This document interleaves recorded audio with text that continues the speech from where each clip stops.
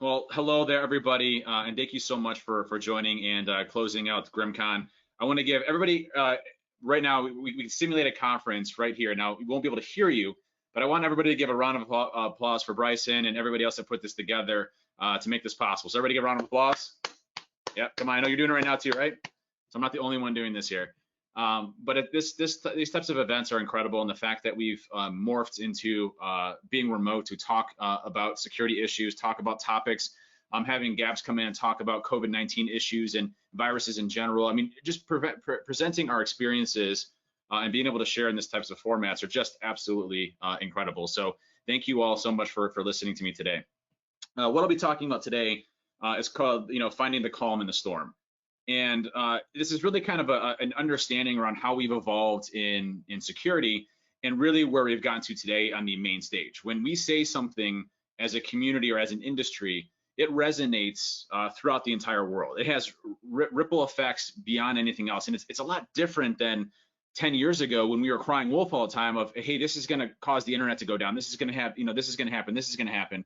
We are actually at the table with people. We're actually talking to folks that actually make a difference in how the world works. So we are, talking about risk specifically. We're talking about threats towards the world, and I'll be bringing up Zoom as a caveat to that. And so, today's talk is really talking about how do we formulate a message to the world when it comes to situations where there are catastrophic events or things that happen. At the very end of the presentation, too, I can't not do something technical. So I'll be also showing some of my application control bypass techniques that I've been working on to circumvent some known detections. So I'll get into that towards the very end of the presentation as well. I don't need, I won't go through a large introduction, but I just want to say, so thankful to be part of the information security industry. I've been in this for 20 years, which really is starting to make me feel really old. I had someone say the other day that I work with, or I play video games with on a regular basis. That they've been in this industry now for about 7 years. I'm like, wow, I remember my 7th year in the security industry. That was I was a young kid then, and so things have definitely changed, and we've grown into different ways. And it's changed a lot differently from when I was in. I remember seeing CDC, the Cult of Dead Cows, and the Shmoo Group. Shmoo Group to me when I was a kid growing up, and I know it's gonna make Bruce and them blush because they're a lot older than I am now. When the Shmoo Group was coming out, those guys were just like my heroes growing up. I remember being at DEF CON and they made this UPS device where you could intercept traffic and then funnel it back to a C2 channel. And this is really early on in the 2000s. I think it was like 2001, 2002. And those types of experiences really helped me grow into who I am today. So I'm thankful for all those people and being in the security industry for this long and being able to talk to folks and hopefully resonate on some of those things here. So welcome everybody. We are talking about the world right now, right? We're talking about technology that impacts everything. We've also seen how much technology is really making a difference in the COVID-19 fight when we're reverse engineering the virus itself and figuring out how it works and having technology build out models and using networks and devices and our smart devices to help with contact, who's been in contact with people with COVID-19 and all of these different things where we see technology making a massive impact in how we sustain our day-to-day lives. Without technology today, if this pandemic would have hit, it would have been an absolute disaster across the entire world. We would have seen catastrophic losses more so than we see today. A lot of us in the security industry are fairly untouched when it comes to a lot of what we're seeing. I'm not saying everybody, and my heart goes out to all you folks that are struggling with work or jobs or things like that or furloughs during these periods of time. But the technology industry in general just boomed when this whole thing happened because we were able to accommodate a massive influx of companies that were going to work from home, organizations that were able to just really shift their architectures in a way that we've never seen before. And you look at that and you say, wow, that was incredible. And mostly, most organizations were able to really move to a work from home strategy relatively painless. I'm not saying it was easy, but relatively painless to where they can still conduct a lot of their day-to-day operations. This type of thing that we see today has never happened before in my lifetime, at least not that I can remember, right? We've never seen a pandemic at this scale in any way, shape, or form that has impacted our economies across the world in such a way in our daily lives in such a way that really fundamentally changed us. I mean, projections were 2 to 3 million, potential people in the United States just killed. I mean, worldwide, massive losses. Nothing like this has ever happened in our life before, right? And that's scary. So we have fear. We have people worrying for their lives. We have people worrying for their loved ones. We have people worrying for their jobs, their health, their security, all of these things that we really took for a luxury every single day. And when you look at that and you say, okay, we have all of these problems happening out there, and now you have technology really bearing the load on what we see today, the economy, what we do from a day-to-day operations, being able to work from home, being able to facilitate communications. Technology was really looked upon as the temporary fix for us to continue to move forward while everything else was shutting down and being destroyed. We're kind of used to that though in the security industry, aren't we? In the security industry, if you've been in the security industry for a number of years, massive issues that impact a global scale are a normal day occurrence for us. Companies that ignore risk, new exploits, new malware, new ransomware campaigns coming on, shutting down hospitals. We're used to dealing with very uncertain issues happening in the technology space, but maybe not so much when there's a pandemic and technology at the same time. So we have always been one of those types of industries that, if we see something or something is uniquely bad, we point that out and we want it to be fixed. Look at Tavis Armani, probably one of the best security researchers that we've ever had. Matthew Graver, another one. You have so many just brilliant minds when it comes to the security research side. You look at what Tavis does, and Tavis is black and white. He is, hey, you're going to fix this in this time allotted, or I'm going to publish all this code, and it's going to be on the public at this specific date and time. And he doesn't budge from that. He's black and white on how he releases all that information. And that's a process that companies understand and relate to. And if they don't, they get that information dropped and puts their customers at risk. And if they do, they fix it during that period of time, and it's released, and it works through that process. Ample time to fix a lot of issues. And so we're kind of used to this process where responsible disclosure, we go through and we say, hey, there's this bad issue out here. You need to fix it. And if you don't, we're going to publish this so that you do fix it, because you're going to get a lot of ramifications from your customers and everybody else wanting you to fix these security issues. And that has worked substantially to changing this entire industry. I remember going back, when I went back, let's just say 15 years. I remember, so this is 2005. I was doing a research project on fuzzing an application. It was, what was it? It's escaping me. It's 15 years ago. Anyways, I think it was Spiceworks. Spiceworks, an IT management inventory system, and I was fuzzing it, and I found a 0-day, crafted an exploit, and I worked with the company on addressing it. They didn't even publish the exploit or the advisory. They just put a new version out, but it was actually a back version. So even if you downloaded the old version of the code, it had the fix in it, so you couldn't even prove that the exploit was there. And obviously I had the binaries, I was able to do it. But what's interesting is young Dave would have loved to have dropped a 0-day and published it on Millworm, now Exploit DB. Again, really dating myself on that front.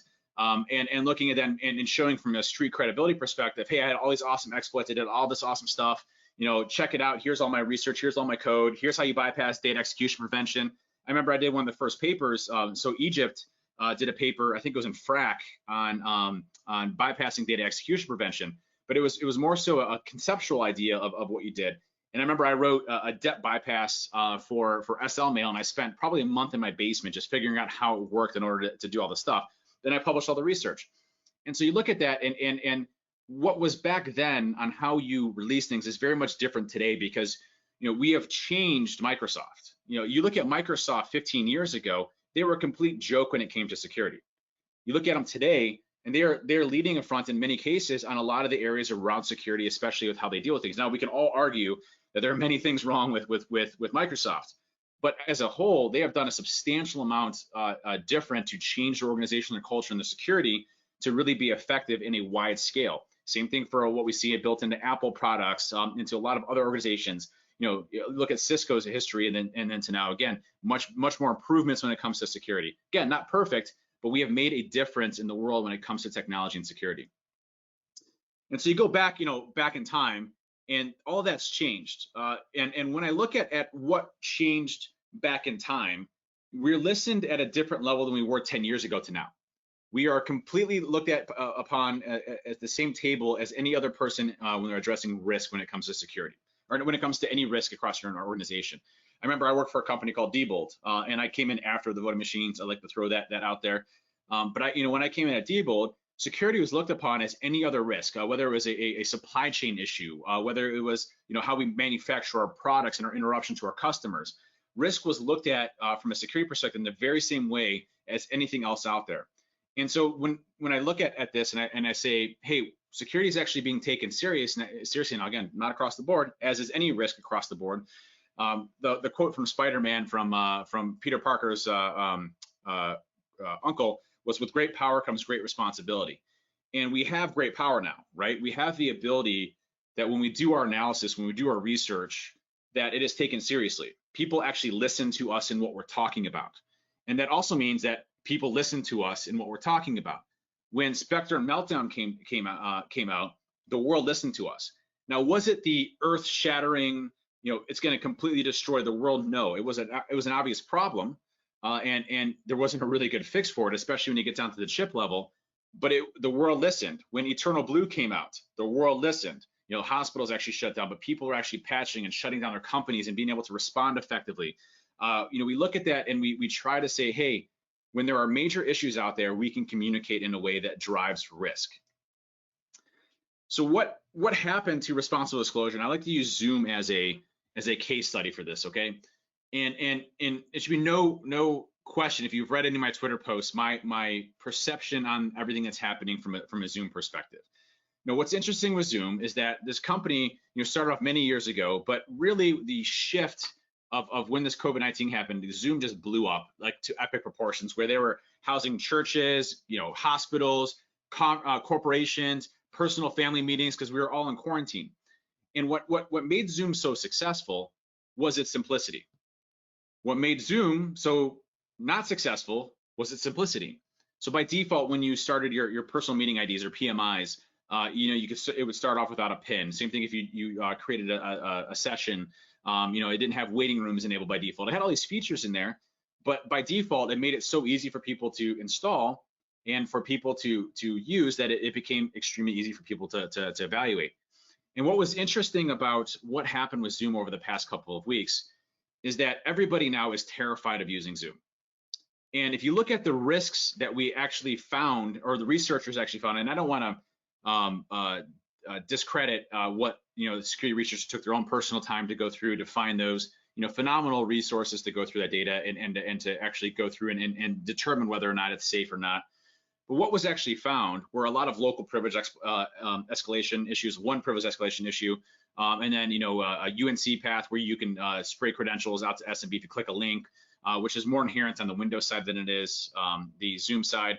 And then you had issues around encryption, where they were if when you're in the United States, if the server itself became unresponsive, you couldn't reach to it, it would route to a different location, happened to be China. Now they've since fixed all of these issues. What was interesting is we published all that data all at the same time, all at once, and all public without working with them in any way, shape, or form. So we basically published 0 days and exploits directly on the internet for people to see that had no idea what a 0 day was, or what a security issue is, or what the risk is in any way, shape, or form. And what the security industry communicated is that Zoom is terrifying to use and you should never use it. And there are people that are in my Twitter feed stream saying, hey, since they implemented AES terribly horrible, which I agree, horrible, with ECB, they can never be forgiven. They can never, ever be forgiven. They should completely burn to the ground and no one should ever use them ever again. And I look at that, and that's security people talking to other security people, but people see that. The news sees that. You look at the news articles that came out, and it was, Zoom is insecure, you shouldn't use it. Again, local privilege escalation techniques. I'm not saying they don't have their issues around security.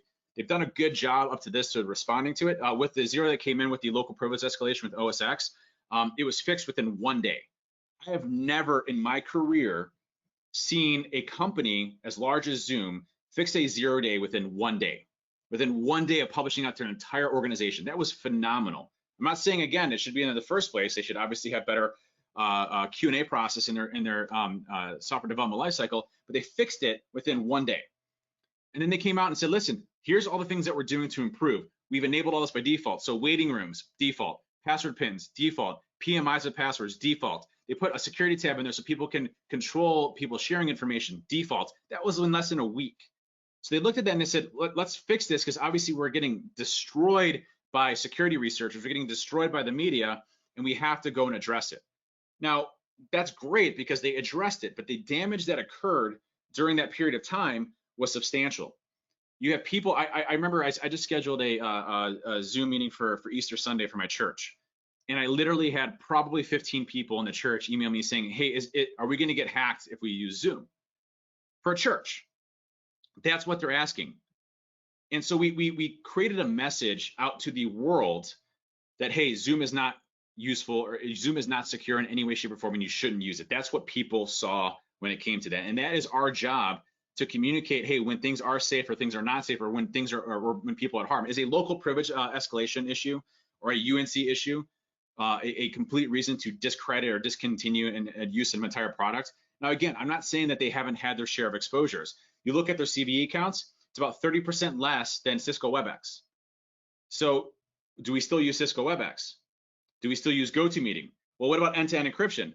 Do you know that Cisco WebEx, Microsoft Teams, Skype for Business, and GoToMeeting do not support end-to-end encryption?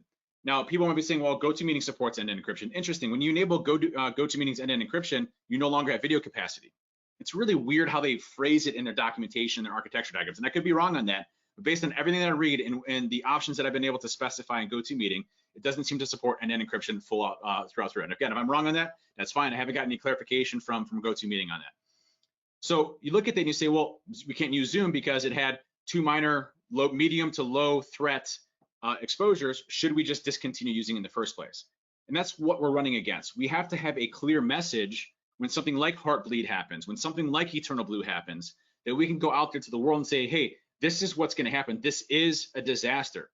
Because Zoom wasn't a disaster. It wasn't a disaster. You can argue all day long that Zoom has its issues around security vulnerabilities, and I will agree with you wholeheartedly. Is it to the point where we shouldn't be using it in corporations? No. Is it at the point to where you shouldn't be using it for your family and friends? No. Is it at the point where you shouldn't be using it for your church or for critical meetings? No. Should you use it for top secret government classified information? No. Nor should you be using WebEx or GoToMeeting when they don't support end-to-end encryption.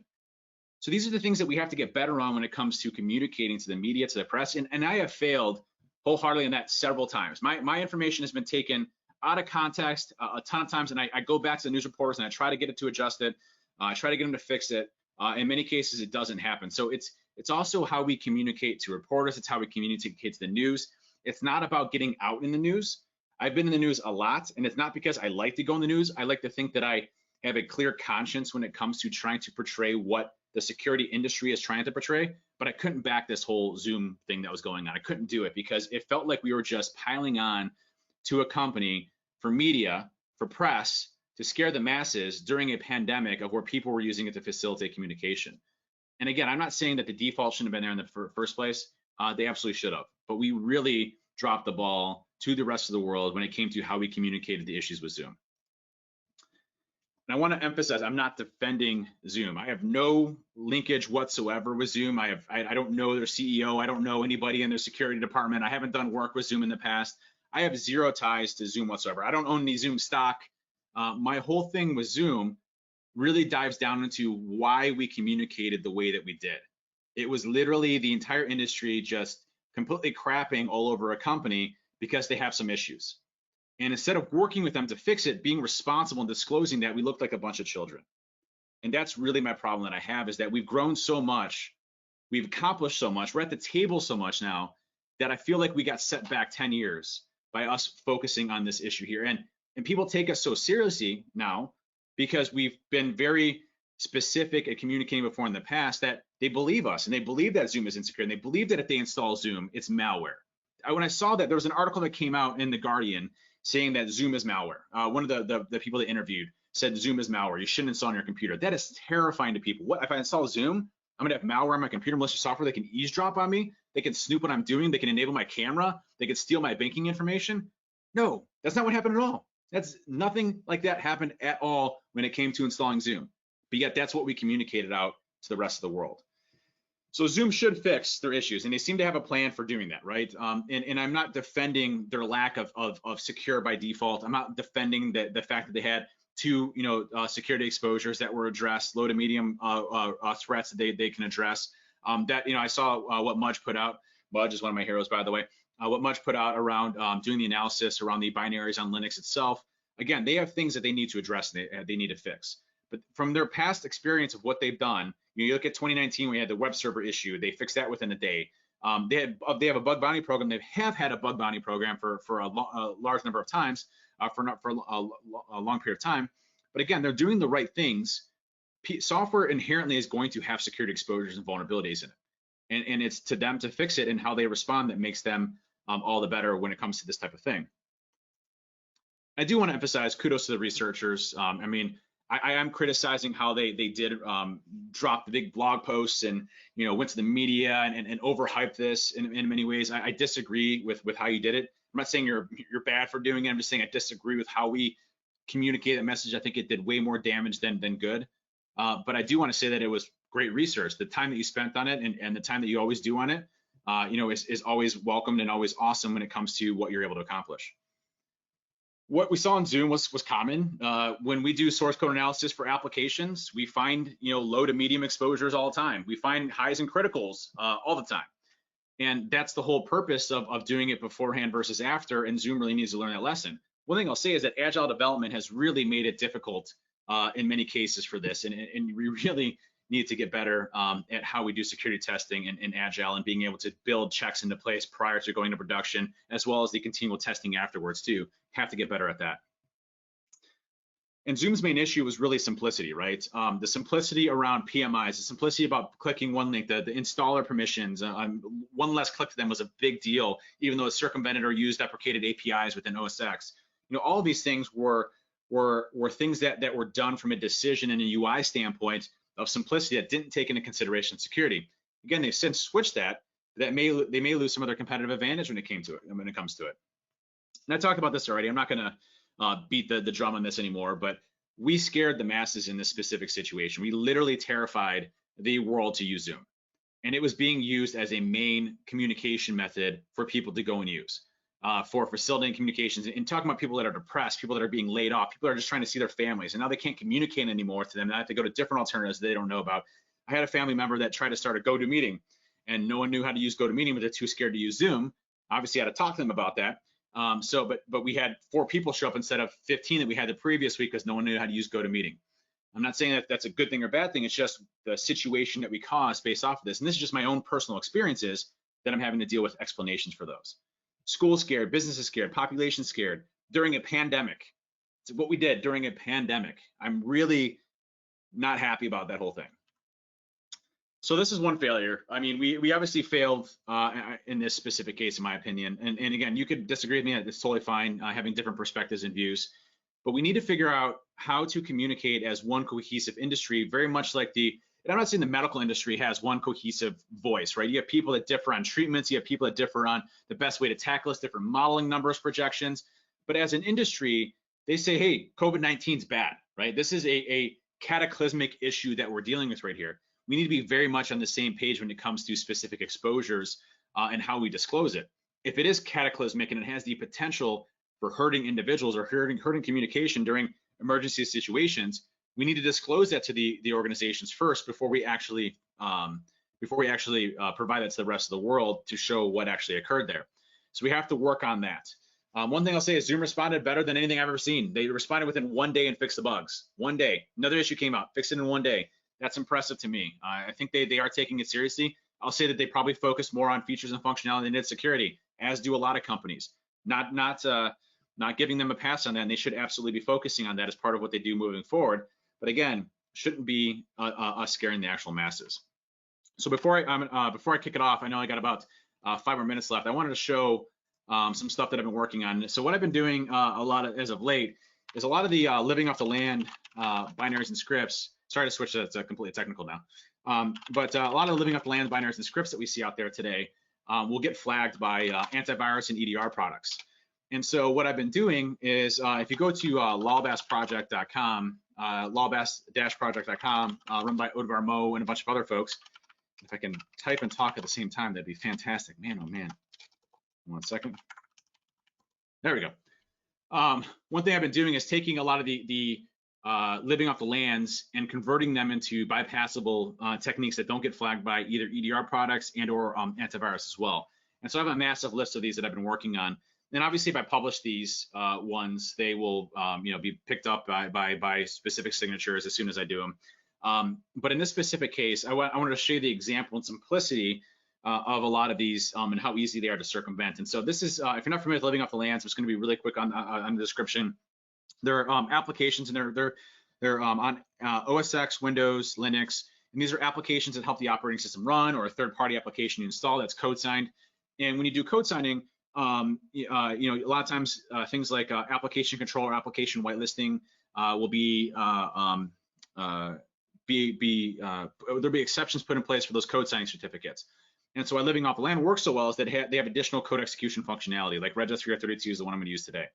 Reg SVR32 is the most notorious one out there because it's one of those ones where it's used by malware. It's very common to see out there. And if you see Reg SVR32 in most cases, you can get around it. I gave a great talk if you want to take a look at Wild West Hacking Fest last year, where I actually knew I was going to get caught, and I still fooled the defender when it came to Reg SVR32 and just telling a different story by social engineering the SOC analyst that was going to see my alarm. So I crafted my attack very similar to what a SOC analyst would do from a review perspective, and actually got around their detections. Even though I got alarmed, it got triggered as a false positive.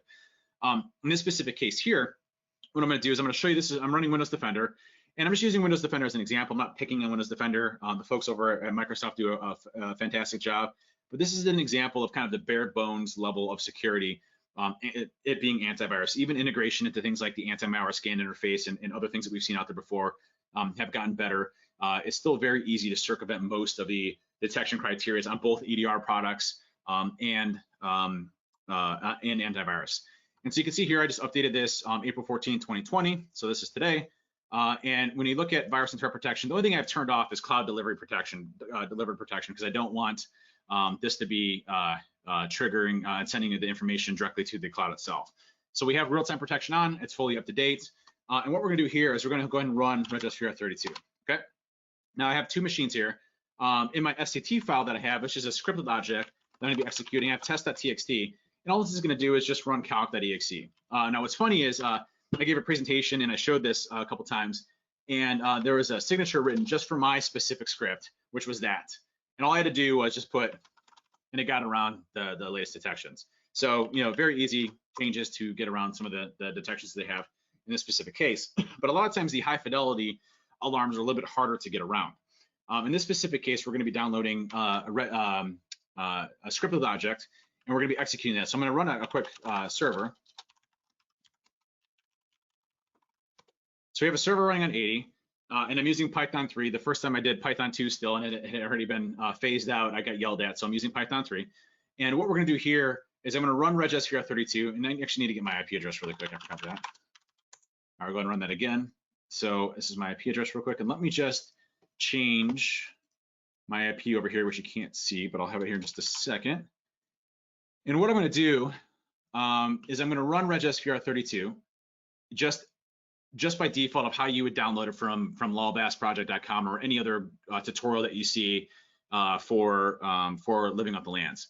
And so if I run this, all I'm doing is I'm going out to the internet. I'm doing /i, which is going to communicate out to a web address, and it's going to try to download via HTTP this test.txt, which is on my Linux box, and I'm going to call the serobj.dll, which is a scripted object DLL that's going to go ahead and execute my code that I download from there.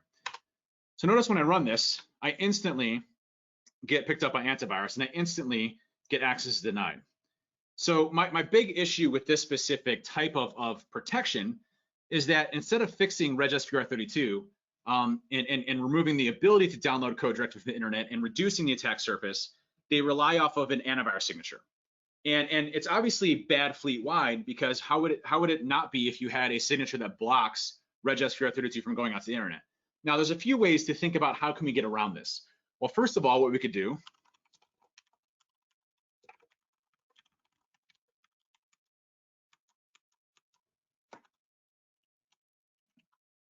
I'll just save it as testing1.dll. So what I'm going to do is I'm going to copy strobj testing1.dll. Now I'm running this as a limited user account. So this is not an administrator account, okay? So as a regular user, I can copy this file. Now from an EDR perspective, copying a DLL is not going to usually trigger an alarm. Copying a DLL, a legitimate DLL, is not going to trigger an alarm. Now, if I copied Regisphere 32 and I renamed it, that would absolutely cause an issue. But I'm just taking testing.dll from a strobj.dll and renaming it to testing.dll. Now, what happens if I take the same exact thing and I just do Regisphere 32/I HTTP and I just do testing.dll instead of strobj.dll? We get our calc.exe. We completely circumvent the antivirus signature rules and most likely EDR. Now, some EDRs, let's take this one step further.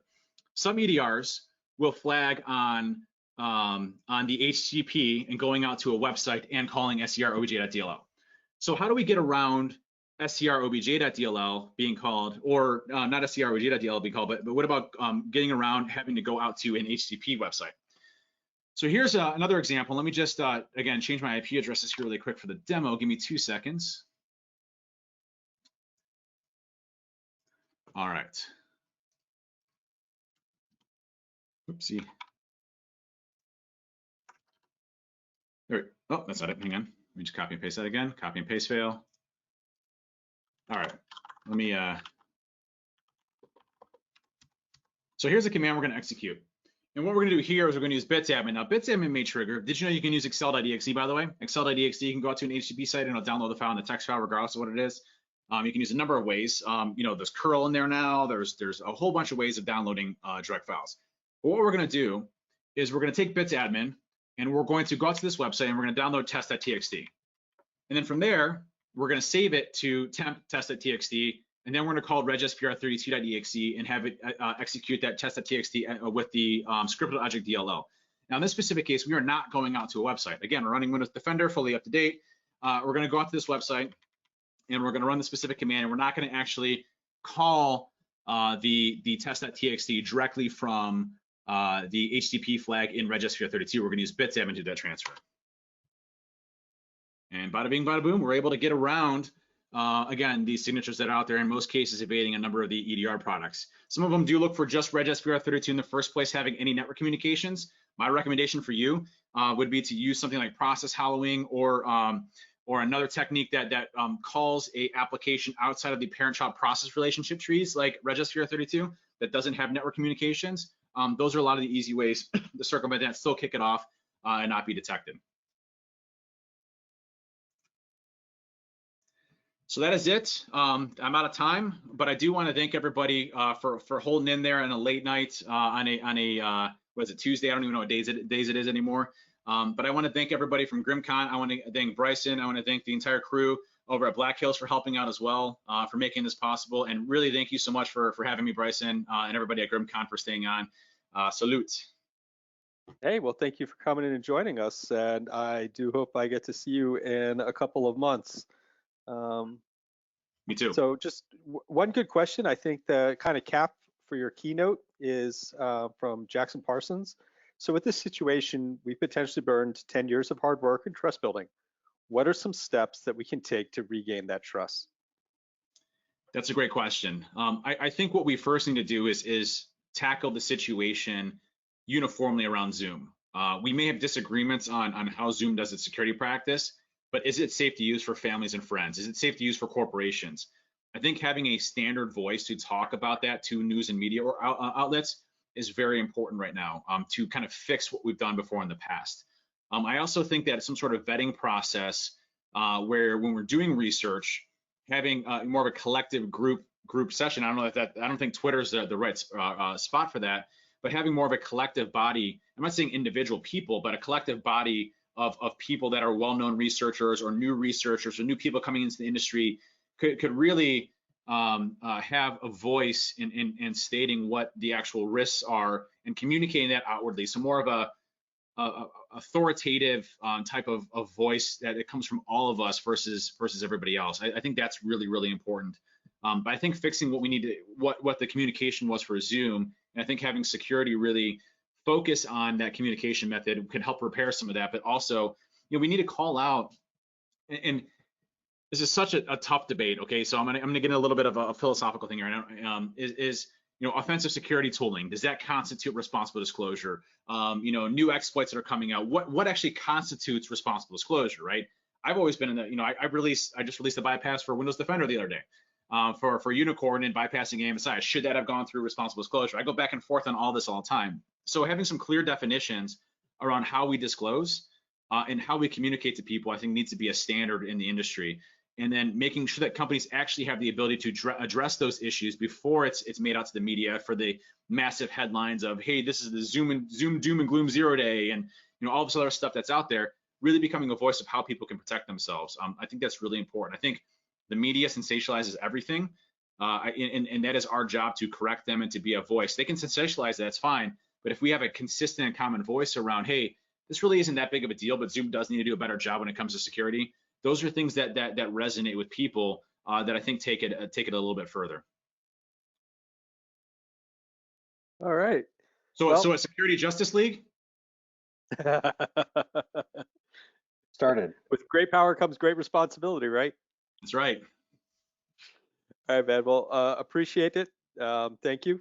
And to close things off, the winners of the COBOL CTF were first place Sniper, second place NEU, third place Fish, and we will be hosting a happy hour on Google Chat. So please get the link in Discord. Send your comments and feedback to grimm-co.com, and we'll try to make these better in the future. Thank you all for making this such a great conference. Good night.